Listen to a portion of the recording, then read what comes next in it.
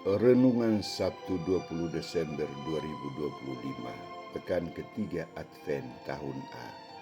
Berita tentang kelahiran Yesus. Bacaan Injil dari Injil Lukas bab 1 ayat 26 sampai 38. Saudara-saudariku terkasih, tema apa yang dibicarakan dalam perikop Injil hari ini? Pemberitahuan tentang kelahiran Yesus. Allah dengan perantaran utusannya malaikat Gabriel datang kepada manusia Maria, orang pilihannya, untuk memberitahukan bahwa ia akan mengandung dan melahirkan anak yang disebut Yesus. Mengapa Allah melibatkan manusia untuk mewujudkan rencananya, saudara-saudaraku terkasih? Karena manusia diciptakan secitra dengan Allah dan diberi peran ko-kreator untuk bekerja sama dengan Allah dalam mewujudkan rencana keselamatannya di dunia ini.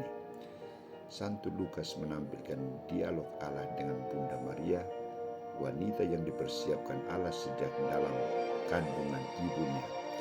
Ia dipersiapkan untuk mengandung sabda Allah dari Roh Kudus.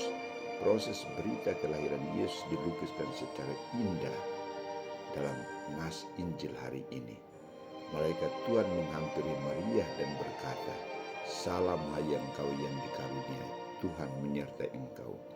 Maria adalah wanita yang dikaruniai, wanita yang dirahmati, wanita yang terberkati, wanita yang dilindungi oleh Allah. Mengapa Maria dikarunia dan disertai oleh Allah?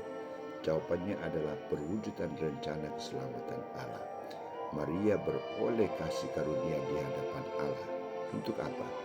Untuk mengandung dan melahirkan seorang anak laki-laki, dan hendaklah diberi nama Yesus. Ia akan menjadi besar dan akan disebut anak Allah yang Maha Tinggi.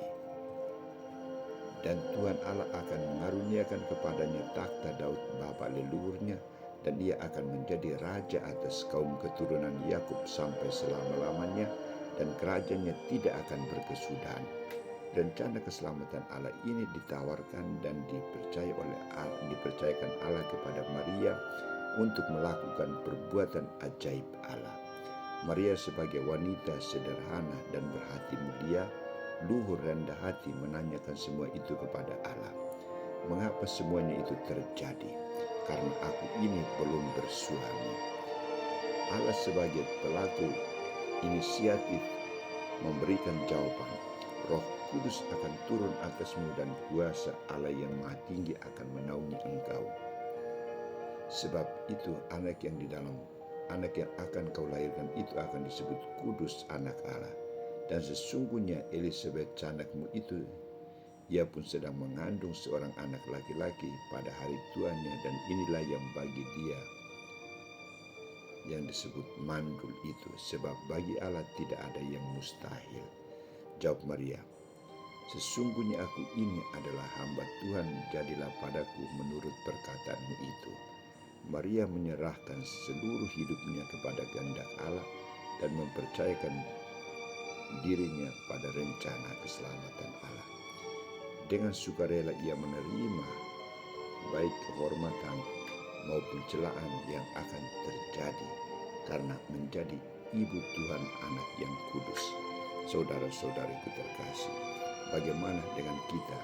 Dalam masa Advent ini kita belajar memberi diri dan mengikuti teladan Maria dalam hal kesucian, menepati janji, dalam hal tindakan kasih kepada Allah dan sesama, iman kepada firman-Nya, dan kesediaan untuk taat kepada Roh Kudus. Ketaatan dan kerendahan hati untuk memiliki iman yang aktif, bukan yang pasif, sehingga sabda Allah memampukan kita untuk mewartakannya kepada sesama kita melalui tindakan kasih yang nyata, mencintai sabda Allah dan mencintai sesama dengan tulus dan ikhlas. Inilah wujud konkret kita dalam masa Advent ini.